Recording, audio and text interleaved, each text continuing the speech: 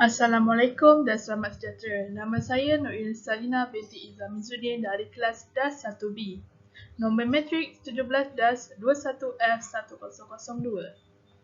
Tajuk saya pada hari ini ialah faktor penjajahan dan imperialisme mempengaruhi pembinaan etika dan peradaban di Malaysia. Apakah faktor penjajahan dan imperialisme? Mengapakah faktor penjajahan dan imperialisme berlaku di Malaysia? Tanah Melayu merupakan kawasan yang strategik yang berada di tengah-tengah jalan perdagangan antara timur dan barat. Hal ini kerana semua alam semulajadi yang melimpah ruah seperti rempah, biji timah dan hasil yang lain menarik minat kuasa asing dari Eropah untuk menguasainya. Contoh negara-negara yang telah menjajah Tanah Melayu ialah Portugis, Belanda, British, Jepun untuk mengawal hasil bumi bagi kepentingan masing-masing. British adalah negara penjajah yang paling banyak meninggalkan kesan sosial budaya di Malaysia. Portugis pada awal 1511, British 1641, manakala bagi Belanda 1641, Jepun 1941. Seterusnya ialah faktor yang mempengaruhi penjajahan dan imperialisme, faktor ekonomi, faktor politik, faktor sosial.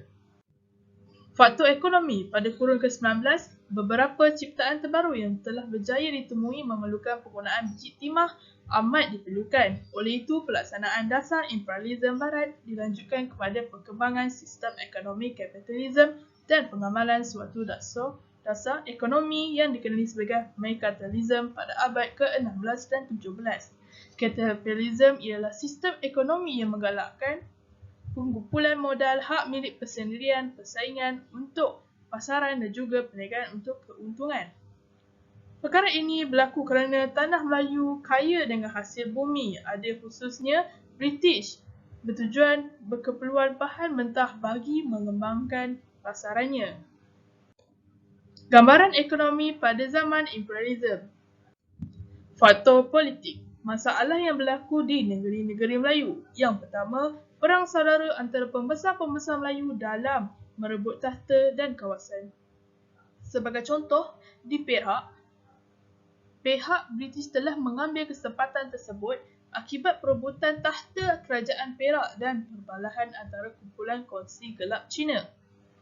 British campur tangan di Selangor kerana mengambil kesempatan dari perbalahan pembesar-pembesar Melayu, Raja Abdul dan Mahadi yang bersaing untuk menguasai daerah Kelang kerana kaya dengan biji timah. Gambaran politik pada zaman imperialisme. Faktor sosial, penyebaran agama Kristian, penjajahan menggunakan ungkapan tugas untuk penyebaran dan mengembangkan agama Kristian di Asia Tenggara dan hasilnya ramai penduduk di tanah jajahan yang menganut agama. Slogan yang digunakan ialah Gold, Gospel and Glory. Reaksi awal masyarakat tempatan ialah penentangan yang tercetus di peringkat awal masyarakat tempatan berjaya dipatahkan oleh pihak British. Impaknya semangat nasionalisme di dalam kalangan masyarakat dan penentangan terhadap penjajah untuk menuntut kemerdekaan. Gambaran pada ketika dahulu.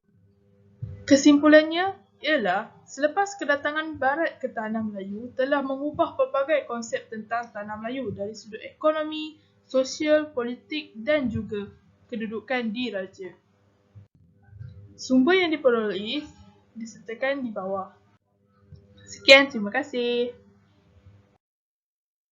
Selamat sejahtera, nama saya Kitrana Perempuan Manimaran dari kelas 1B. Nombor metrik saya 17-21F11. Pada hari ini saya membentangkan faktor penjajahan dan imperialisme mempengaruhi pembinaan etika dan peradaban di Malaysia. Pengenalan. Kebanyakan diskusi tentang globalisasi tertumpu pada isu-isu ekonomi seolah-olah dimensi globalisasi yang lain seperti globalisasi kebudayaan dan globalisasi ilmu pengetahuan. Ia boleh menegaskan bahawa semua dimensi globalisasi, bukan sekadar dimensi ekonomi, adalah penting kepada masa depan masyarakat dan negara.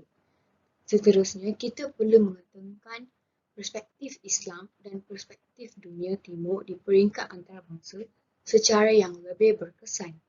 Seterusnya, dari segi faktor ekonomi, abad ke-19 beberapa ciptaan terbaru yang telah berjaya ditemui memerlukan penggunaan biji timah amat diperlukan. Revolusi industri di Eropah, keperluan bahan mentah seperti biji timah meningkat. Seterusnya, sikatan perdagangan oleh Belanda terhadap kuasa lain di Indonesia menyekat kemarahan British di kawasan lain di rantau. Ini menyebabkan tumpu perhatian kepada tanah Melayu bagi mendapatkan hasil yang diperlukan.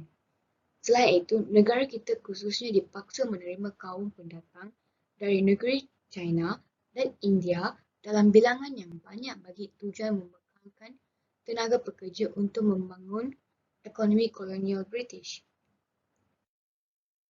Seterusnya, dari segi faktor sosial, globalisasi demografi di Amerika Syarikat yang dikaitkan dengan kaum Hispanik, masyarakat Kristian, khususnya golongan Katolik menjadi gembira apabila akhbar terkenal The Washington Post mendedahkan pada tahun 2001. Selain itu, orang keturunan etnik Hispanik telah memeluk agama Islam di seluruh Amerika Syarikat. Mereka dilaporkan telah mendirikan masjid sendiri untuk menjemaah Islam Hispanik di kota-kota besar seperti Los Angeles dan New York.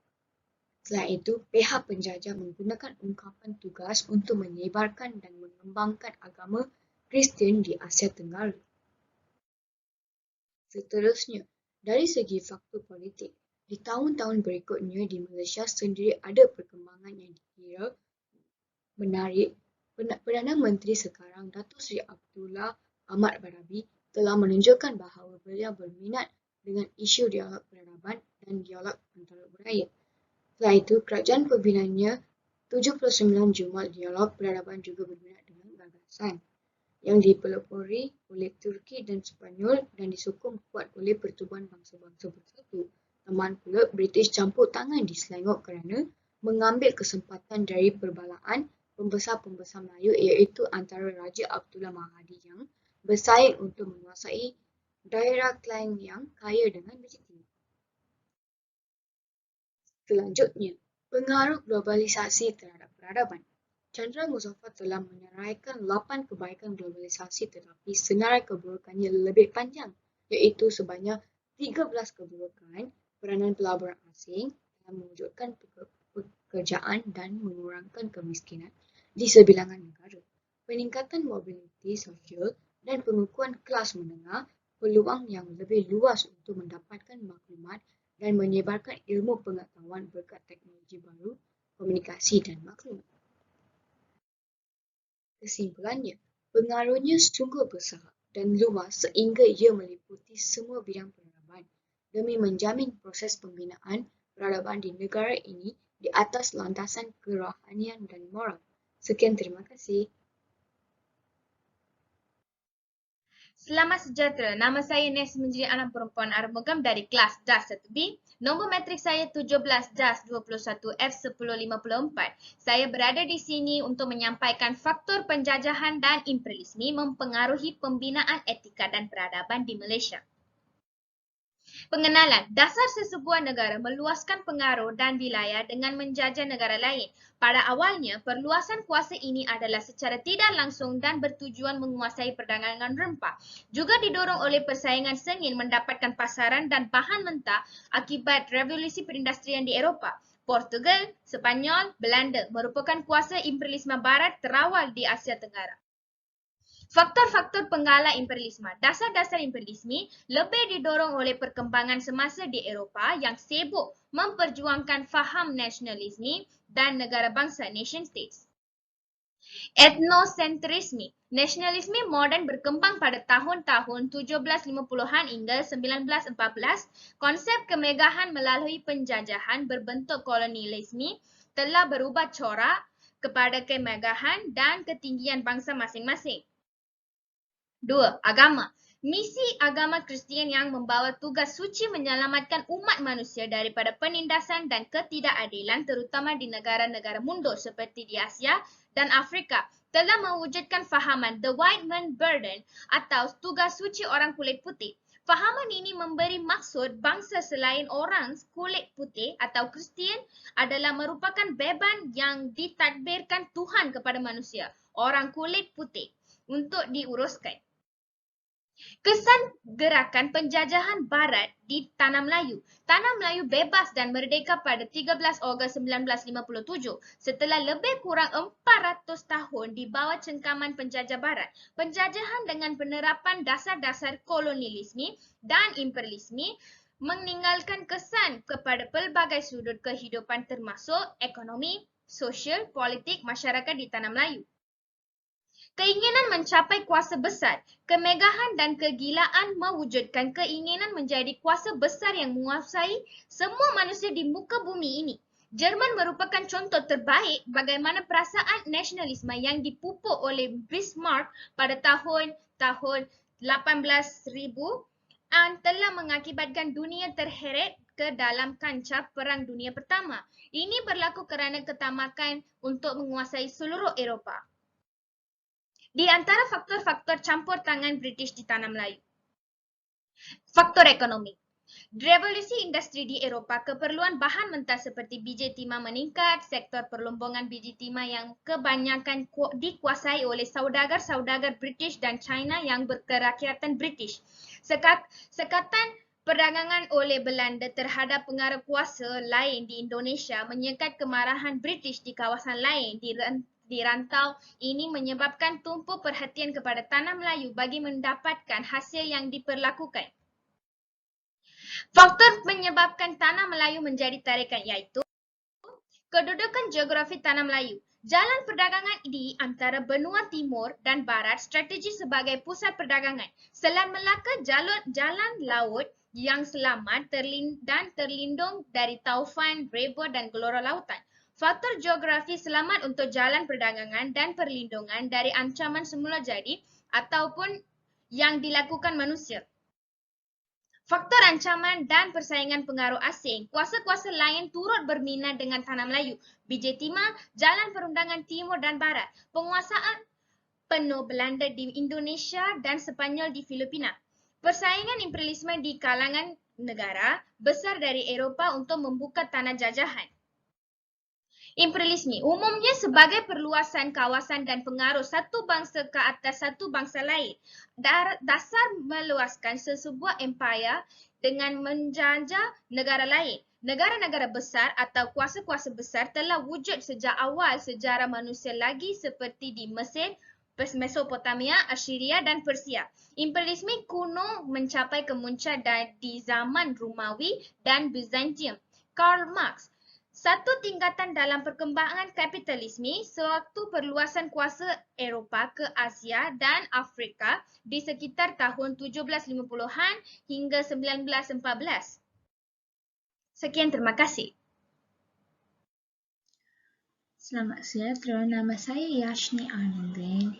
Saya hari ini ingin mengungkapkan faktor penjajahan dan imperialisme mempengaruhi pembinaan etika dan perbudayaan di Malaysia. Apakah maksud imperialisme? Latar belakang imperialisme awal, imperialisme abad ke-19. Apakah maksud imperialisme? Contohnya, perbezaan dalam erti kata bahawa sebuah empire dicipta terlebih dahulu. Selain itu, bertujuan untuk memperluas dominasinya kepada negara-negara jiran dan wilayah. Seterusnya, sebuah empire atau negara yang sangat berkuasa melakukan negara lain untuk menjalankan kuasa sahaja. Di samping itu, seorang cuba menjauhkan diri dari berpindah ke negara dan membentuk kumpulan atau membuat keputusan untuk menjadi penurut tetap. Selain itu, kerajaan tidak merancangkan untuk menetapkan di negara mereka yang dipatahan. Di samping itu, menjalankan kawalan penuh ke atas tanah lain atau negara atau tanah jiran dengan banyak sebenarnya. Akhirnya mempamerkan kedaulatan dan tidak ada yang lain. Apakah latar belakang imperialisme? Contohnya, dasar yang dijalankan oleh sesebuah negara untuk meluaskan kekuasaan dan mempengaruhi secara berkerasan menerusi diploma maupun ketenteraan di atas negara lain. Menurut Ejek Jackson, mengimpliskan berkaitan dengan mempenulikan ke atas penduduk dijajah. Selain itu, Karl Marx pula mengiktirafnya sebagai tindakan negara kapitalisme mengeksploitasi ekonomi negara yang lemah. Di samping itu, perluasan kuasa ini menjadi keteraan pada abad ke-19 di Asia terutamanya. Akhirnya, China dan Afrika pada tahun 1516, Portugal telah disampai ke China. Apakah imperialisme awal? Contohnya, berluaskan kuasa barat di Asia bermula dengan kejayaan Portugal membuka sebuah ketempatan di Mexico pada tahun 1552. Selain itu, kejayaan Portugal membuka ini menyebabkan Belanda mendesakkan China membuka pelabuhan di French kepada pandangan Belanda, tetapi tidak dihiraukan oleh China. Namun begitu, pada tahun 1624, pihak Belanda berjaya membuka sebuah tempatan di Taiwan dan dinamakan Fort Alexander. Apakah abad ke-19? Pada abad ke-19, ketindakan cempaka dalam bertabirkan sebagai masalah rasuah, salah guna kuasa dan menyerahkan oleh pegawai kerajaan semasa dinasti China berkuasa di China. Keadaan ini telah membuka ruang kepada kuasa barat untuk meluaskan kuasanya ke atas wilayah-wilayah China. Contohnya, Hepburn, Lin Chanzu semasa imperialisme contohnya, dan sebagainya. Dan seterusnya ialah terima kasih pada pembentangan hari ini.